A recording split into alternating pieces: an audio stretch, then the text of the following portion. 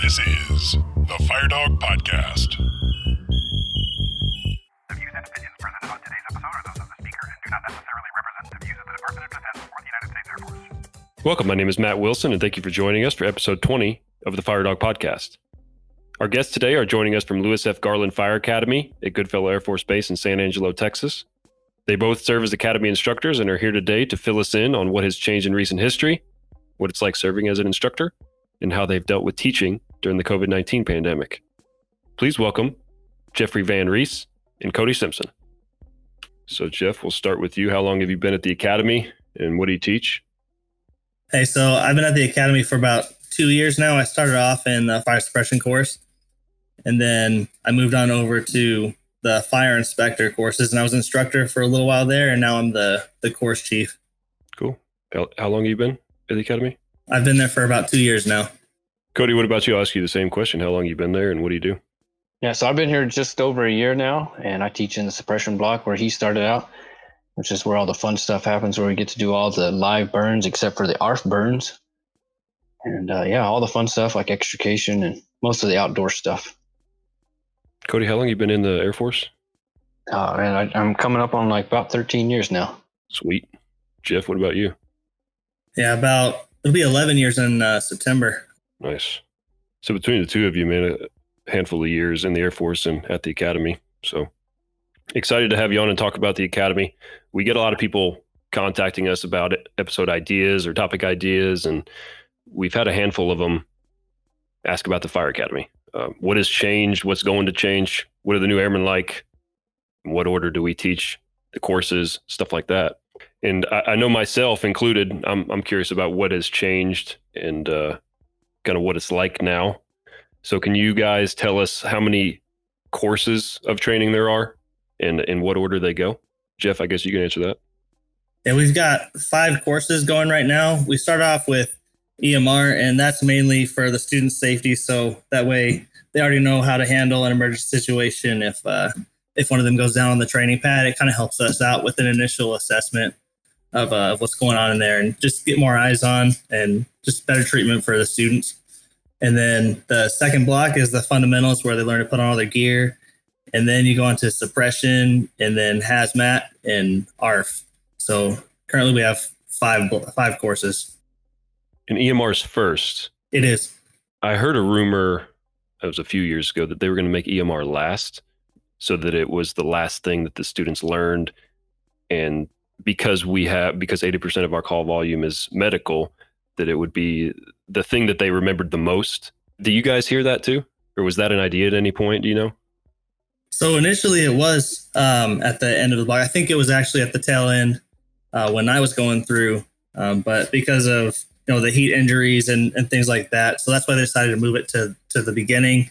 And then if we want to, during like the suppression block or an ARF even, they can add some minor like medical events in there for like victim extraction and things like that. Have you seen students be hands-on and treating patients during training? Like actual real world, medicals? Oh, so they assist with removing them from like the structures when they do go down, and a lot of the times there's plenty of instructors around, so it's almost giving them that EMR cert right up front is almost like a safety net just in case we're not around at the moment. So I haven't personally seen anybody actually carry it out, but maybe Cody has.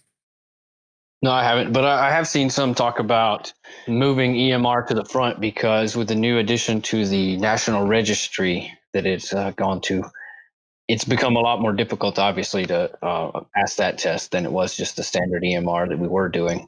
And so it didn't make a lot of sense training them for, 50, 60 days and then them making it to EMR and they, couldn't pass the EMR stuff. So they put it at the beginning because that's actually where a lot of our washouts were coming from. Yeah, that makes sense. I never thought about that.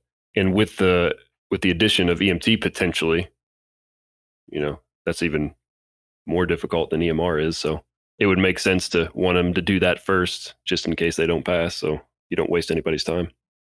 So how is the hands-on training delivered? Is it like individualized, or do we put people in groups and train them that way? Yeah, so with suppression course, All except for 3 objectives are going to be team evaluated objectives. So you have your 2 tests, you have your mid-block test and your end-of-block test, and then you have your hose pulls. Those 3 are the only individual ones. Everything else is going to be as a team member, because we really want them to have that experience and a little bit of training, trying to work together as a team, having somebody kind of take the lead and let them know what's going on and what they need to be doing. It also helps them out to, with their communication. Yeah, I can understand wanting to work as a team. I mean, you're going to show up to a fire department and have to work as a team on an engine company or crash truck. Right. Do you think that students have the opportunity to maybe get away with not necessarily knowing everything that they should and leaning on some of the stronger members of their team? Yeah, I don't know how we should answer that one. It is possible for some weaker team members to be carried by if they have a really strong team. Mhm. But as instructors, we do try to watch for that and try to mix it up so that doesn't happen. Or if we can obviously tell someone's just not getting it, we can watch them back even without them necessarily having to fail an objective, just to give them more time to either wake up and know what they need to be doing, or for them to have a chance to fail, and give them more time so that they can study, because we really want them all to pass, because every department is asking for more people. I'm sure every day they're wanting more people, and so we don't want to take that away, but we also don't want to deliver a bad product. That's a great way to answer that. I kind of surprised you with that question, but that's a good answer. There are students that kind of gravitate towards specific roles on the fire ground when we're doing live fire training or any of the evaluation elements. But what we do is we send them through extra rounds of that evaluation, and then they fill the different roles, so we know that they at least know how to perform those objectives. But naturally, we tend to gravitate towards the things that we're good at, and we just try to get them outside their box a little bit during the practice rounds, if you will. Yeah, that makes sense. So what do you guys think the biggest difference is with the academy now as compared to when you guys went through? So generally, the course material has stayed relatively the same. The order of things has obviously changed, and the NFPAs have evolved. So with that, we've added new requirements as we go through the courses. But the big difference for me, I think, is all the new technology that we're applying to the courses. We get new ARF trucks in all the time, so I know that they're trying to get some new vehicles in to get them more familiar with those, like the new P19 that just came out. I think they just got one over there.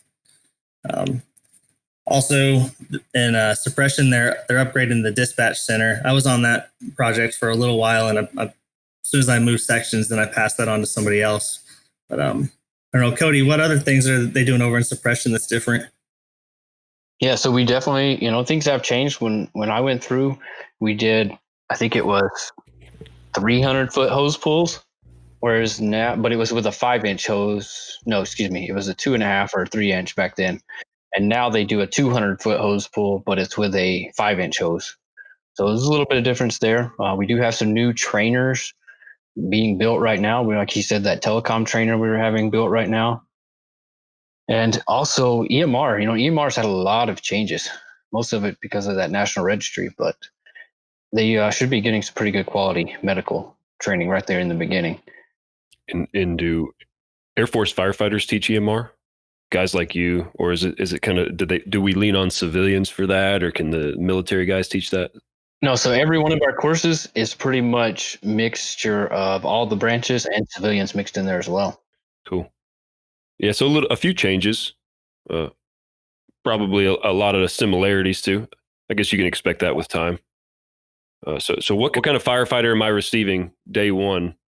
Is it going to be a functional firefighter, or are they going to need a little bit of work? Are they going to need a little bit more training? What should I be prepared to expect? So you should expect the exact same kind of guy that graduated from the fire academy right when you first started, right? So we train everybody to the NFPA standards, to the 3 level, and then it's kind of up to you guys to take the reins from there. But we try to get them a good baseline knowledge set to where you can expand upon that when they get to the fleet. they're basic firefighters. We shouldn't be expecting them to be, advanced level or seasoned or anything like that. Mm-hmm. They have pretty much the bare basic to hopefully be able to get out there and ride a truck when they get there. But they're going to need a lot more hands-on training and a lot more experience. Yeah. And again, that's probably the same as it was, like you said, Jeff, 10 years ago. When we came in, we need the same kind of training. And we've since developed a rookie book in fire protection that hopefully gets after that a little bit. But it comes down to people like you and I executing on the floor for the airmen to be successful. So let's start talking about instructor life. Kind of curious to know what it's like as an instructor. I'm sure it's more than just teaching. So can you guys kind of share with us what kind of extra duties you have as an instructor? Yeah. So, I mean, it's pretty much just like a normal squadron here. We still have all the, the additional squadron stuff that has to be accomplished for the Air Force. We do have the other branches that are with us, so that makes it a little bit more unique. And with the addition of all the civilians that we have too. For those of you wondering, Mr. 𝗘𝗶𝘀𝗀𝗶𝘀 is still here. I'm pretty sure, I think Mr. 𝗘𝗶𝘀𝗀𝗶𝘀 is one everyone seems to know. He was here when I came through like 13 years ago. There's quite a few other older civilians that have been around for a while. But yeah, it's a great environment. So do you find that that's taxing on your duties as an instructor? Do you have enough time to take care of everything? It's really just like when you work at the regular fire department. It's just you're working a 9 to 5 kind of job, and the extra duties, they're the same ones that you would do at a regular squadron, but they're bigger now, right? Because you've got 400 something students you have to worry about if you're on the safety program or the security program, and you just got to think bigger on those. So it's a little challenging to kind of wrap your head around, and there's a lot more social interaction with the programs than you normally would at a smaller base. But otherwise, we do have enough time to where we can get out and take care of things. It's just like anything, man. It's all about balancing it out the right way. And obviously the students come first, but we have enough instructors to where we can kind of have a backup for every single program we have at the schoolhouse. Are you guys required to go to the squadron or the dormitory and do standbys there at any point? Yeah, so there are times where the MTLs do need us to help out in the dorms for their situation. There's only a few, a small handful of MTLs that are in each building, and so, or I guess I should say within each squadron. And sometimes they do ask for us to help out, and it's essentially you're just kind of giving a little bit extra backbone to those airmen who are pulling CQ duty.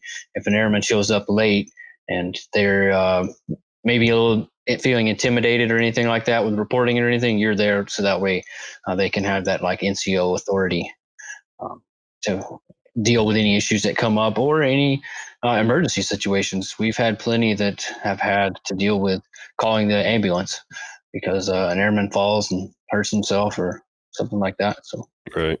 I mentioned that there was, it was 400 something students on there. About roughly 270 of them are Air Force kids. So one of the things that we end up helping the MTLs out a lot with too is like the PT program. So, you can imagine, 2 MTLs, and they don't really use, like when you went through, you probably worked out under that overhang right outside the dorms. Mm-hmm. Is that what you were used to? Yeah. So now we bring it to the fire academy, and that way we can kind of utilize some firefighter tools, maybe in PT, or just kind of, it gives us a little more wiggle room to do different stuff. But you could imagine trying to coordinate 270 students on the training pad at once to work out. So we usually dish out a couple instructors every PT session to help out with that too. So you're saying that you bring them over to the academy and you do firefighter type PT? We try to do that about once a week, I'd say. That's pretty legit. And what does that entail? Yeah. Like, what are you having them do? Obviously, you can't put everybody in gear. No, we can't put everybody in gear.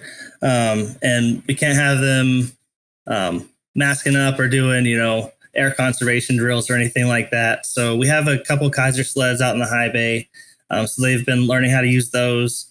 But otherwise, we pull out a couple sections of hose and they can practice pulling that, or we've got a million flights of stairs that they can run up and down. Some of the lighter dummies, that they've been pulling the heavier ones all day in training. So we just kind of work on their technique a little bit with like the 100-pounders and some minor tasks like that are a little more taxing when they're out. So is training. it like a circuit? Is there like go to whatever you want to work on and kind of do your own thing, or are they constantly moving? Generally speaking, it's a circuit. Oh, cool. Yeah. So you get a good workout. Usually it's like 8. Yeah, usually it's about 8 or 9 different workout stations. So they're not all firefighter tasks. Some of it is working on like their sit-ups and push-ups and making sure they meet the Air Force standards too. But generally speaking, that's what it looks like. And they also participate in PT led by MTLs throughout the week, or led by PTLs. That's correct. Within the unit. Right. So if you could imagine breaking the 270 students up into like 3 different groups, and usually it's just by floor. One day they'll go on like a 1.5 mile run and do like a mock PT test. And then the next PT session will be like a sprint stay for that floor. And then on that third PT session, that's when they'll do the firefighter circuit. And that way they're not all in one spot at once. Yeah, it makes sense. And do you guys participate in PT, or are you required to participate in PT? Yeah, so there's instructor PT every Tuesday afternoon. Right now, with all the restrictions going on with social distancing, it's all kind of put a lot of things on hold. But yes, we have PT as instructors on Tuesdays. And then, like I said, a couple of guys go out and help with student PT a couple times a week as well. So I didn't get into it earlier. I wanted to touch on how many students and the pass rate. Do you have that info? Yeah. So the numbers we're seeing right now is about 1,300 to 1,400 students. That's total students coming through the academy annually. And last number I heard was around about 70% pass rate. That's pretty low compared to what I've heard, or maybe I didn't. Maybe I was hearing wrong information, but that's so it's pretty tough to get through, is what it sounds like. Yeah, and like I said, a lot of those failures that we do have are going to be in the EMR section. Really? That test gets them a lot of students, but then after they make it through EMR, I'd say we probably have somewhere in the roundabout of maybe like 1 out of every 15, maybe 1 out of 20 doesn't make it all the way through. Yeah, and that's a pretty healthy number. It sounds Right. sounds to me. Right, because like we said, we're not here to try to fail anybody, or really as an instructor, it's not even our job to decide who should be and who should not be here. It's really our job to teach them and evaluate them. Right. But those who don't make it, it's actually a good thing for the career field, because we don't really put out that bad product. So how many opportunities do they have to pass the EMR test? I believe the current numbers, I don't teach over there, but they can have 3 failures in EMR alone. Okay. And then after they get through EMR, their failure count kind of like resets. And then for the rest of the academy, they can have 5 failures. Okay. Wow. Yeah. Yeah. So they're given ample opportunity for you to pass that then. Yes, the Air Force has done everything they can to make sure that, hey, these guys need to pass and get to their bases. But, it's just not meant for you if you can't pass it on the 4th try. Right. Yeah. Yeah, man. I haven't taken the test, because I'm an EMT, so I haven't taken the test. I haven't had the luxury of taking that test, but sounds tough, man. Sounds tough. So we said 1 out of every 15 if they make it through EMR. Do you guys see a trend on anything that's particularly tough? No, especially in suppression. Usually when they get to suppression, those individuals usually already have a couple failures throughout fundamentals. But yeah, I would say, it's a little bit of everything. It's either test failures, or just they missed a safety critical item on an evaluation. It can be as easy as that. Mm-hmm. Do you see people struggle physically at all? A lot of the spots where students struggle on is the fundamentals course. When they actually get out on the training pad and they start dragging dummies. So one of the things that I didn't mention earlier was they moved. You remember how when we went through, they used to drag the dummies in the high bay on the slick surface, and that's where you learn all your techniques. Well, now they learn it inside one of the structures with carpet in there, because generally speaking, when you find somebody, it's probably going to be on a carpeted surface. So getting them used to that and actually picking up the dummies and dragging them on a surface that kind of grabs on things. That's kind of a wake-up call for them. And a lot of that is also geared towards some of the stuff that we're doing with PT as well.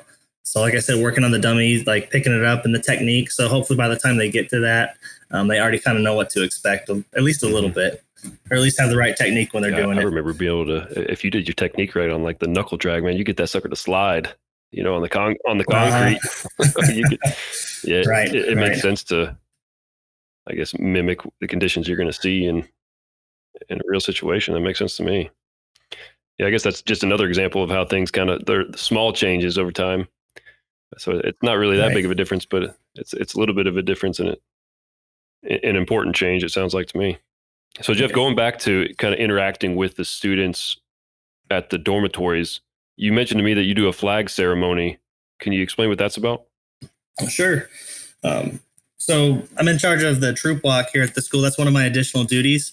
And, it's getting hot out, and I was just exchanging some of the service flags by myself one day. And I was like, you know what, this is a lot of work by myself. So I'm going to get some of the airmen to come help me out, and then I thought, what a cool opportunity for the ropes to come out and maybe build something that they'll remember for the rest of their careers. So, and so if the people that don't understand what ropes are, can you explain what ropes are?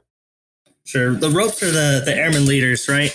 So that they have just all the different color ropes, like the yellow ropes, the red ropes, and generally speaking, there's some of the airmen that the MTLs can lean on to kind of help enforce standards and kind of keep track of the well-being of all the other airmen. So so I worked with some of the other MTLs and one of the other instructors here at the academy, and we built this program where they come out, and it's almost like at ALS or NCLA where we go and practice lowering or raising the flag, but in turn, they're actually coming out to the memorial site and they're taking care of the flags there.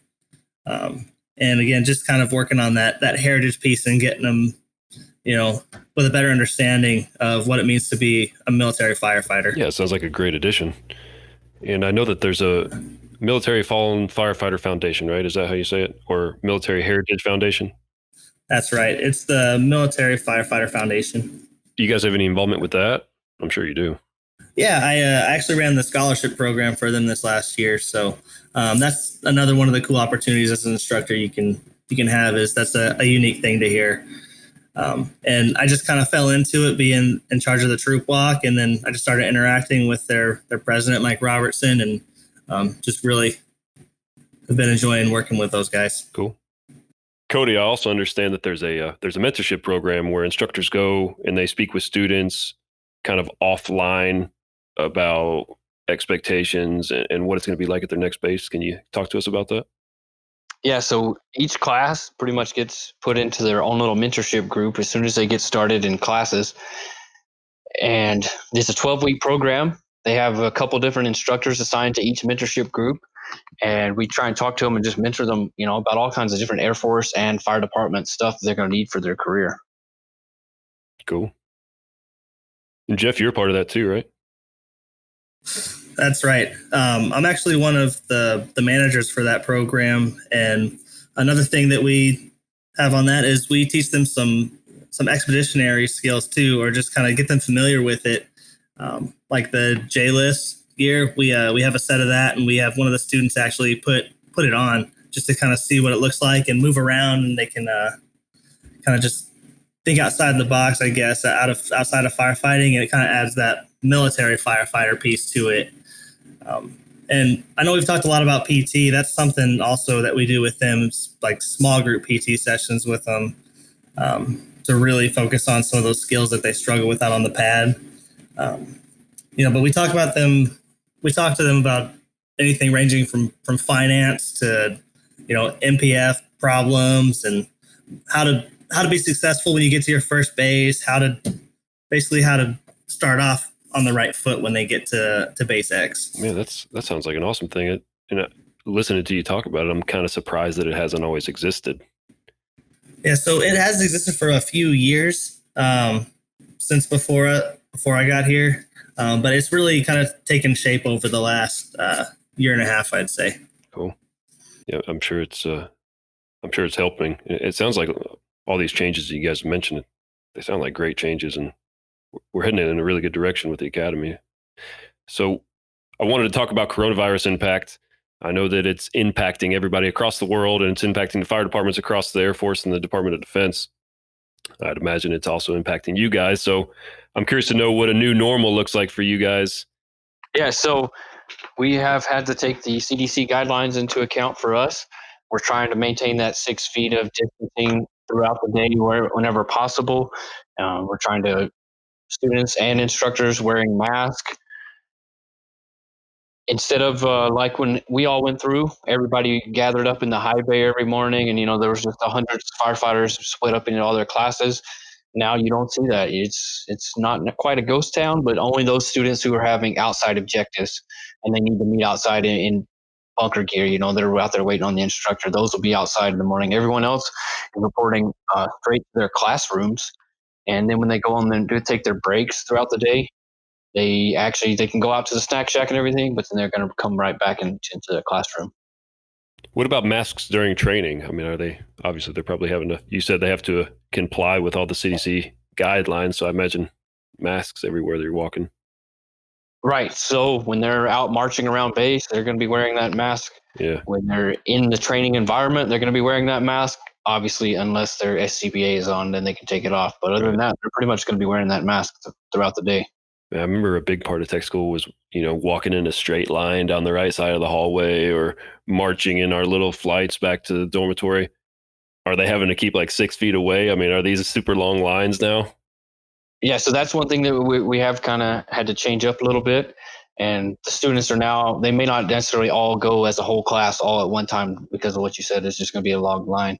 But when they are, they're kind of more separated now instead of being, marching alongside each other like little ants around. And what about the classroom adjustments? I mean, are we spreading seats apart and all that kind of stuff? Yeah, they're trying to space students out as much as possible, obviously. To include, they've repurposed a lot of the advanced course classrooms to give students more space. I know the fire inspector classroom, it is really open, so I know that the ARF guys have used my class quite a lot lately, and just to give them that space in between. I recently redid my CPR certification, so I sat through a class, and there was only 10 people in the whole classroom. And you had to have a mask on the whole time. And then if you want to take a sip out of your gallon jug, you pull it down and then take a sip and put the mask right back on. And then that was pretty much it. And then, it was a very sterile environment in there. Right. Yeah, so that's some other things that we're doing is the advanced courses are shut down right now. So all of those instructors from that area have kind of been readjusted elsewhere in the academy. So that way they're still getting their hours teaching in. Some of them are helping out the MTLs, so that way they can kind of socially distance a little bit better as well. But the casuals, they've also been asked to really step up, and they sanitize the doorknobs and all the frequently touched objects throughout the schoolhouse multiple times a day. Have you guys seen an impact on effectiveness of training at all? I mean, a lot of what we do, we need to get close together, and then you talk about CPR and having to use kind of the same mannequin to learn how to do CPR on. Is there kind of a loss in effectiveness of training? I know I already said that. So far training hasn't been negatively impacted. We've been able to find ways to adapt to it and adjust where we can, maybe make smaller groups or try to space things out as much as we can when we're in the mask, and then sanitize and everything else that we can. Cool. So do you guys look forward to your time coming to an end there? I mean, you look forward to getting back to a base and doing what we do here, whatever we do here in Air Force Fire Departments? I'm really enjoying it here so far. I'm only halfway through my tour, and just the professional challenges that I've faced and the opportunities that I've been given to excel in my own personal training and personal growth has been awesome. So I'm looking forward to spending the next 2 years here and just keeping going. Yeah, so I'm really enjoying it here too. This is probably one of the better experiences I've had in the Air Force. It's a really great opportunity, to mold the next generation of firefighters. It is now only a 3-year tour. They recently changed that actually just about a year ago today. And so if there's anybody out there that's considering being an instructor, it is a really great opportunity. You can really learn a lot. It's a great environment. It's well structured. You're going to usually be home every night with your family. It's kind of a nice break from riding the trucks all the time. But I would say I definitely do miss riding those trucks. I mean, there's just something about being a firefighter that when you're not doing it, you're really going to miss it. But in a sense, we still get to do most of the other fun stuff throughout the day. Yeah, well, I'm sure it'll come soon enough, man. I mean, the way time flies, and if you're enjoying it as much as you are, it's going to fly even quicker. So, well, I appreciate your guys' time. Thanks for filling us in on some of the changes that have happened at the Fire Academy and what life is like. I know that a lot of our listeners are going to appreciate that, and some of the people that may be interested in being instructors, now they know what to expect when they sign up. So thanks for coming on. Thanks for having us. Yeah, thanks for having us.